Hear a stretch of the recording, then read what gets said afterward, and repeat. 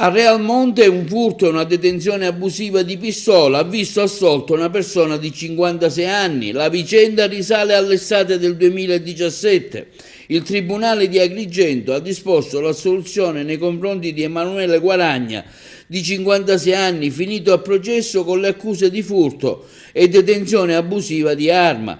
Per la prima ipotesi di reato, il giudice Sabrina Bazzano ha prosciolto l'imputato, difesi dagli avvocati Antonino e Vincenzo Gaziano, per non avere commesso il fatto. La seconda contestazione invece verrà estinta tramite l'oblazione. L'uomo in sostanza pagherà una somma di denaro stabilita dalla legge, trasformando l'illecito penale in amministrativo. La vicenda risale al 2017 a Realmonte. L'uomo era accusato di aver rubato e caricato sul proprio gommone un motore fuoribordo installato su un'imbarcazione utilizzata dai migranti. Il 56enne era stato citato in giudizio anche per il rinvenimento di una pistola semiautomatica con 2 caricatori e 20 munizioni nella sua abitazione estiva.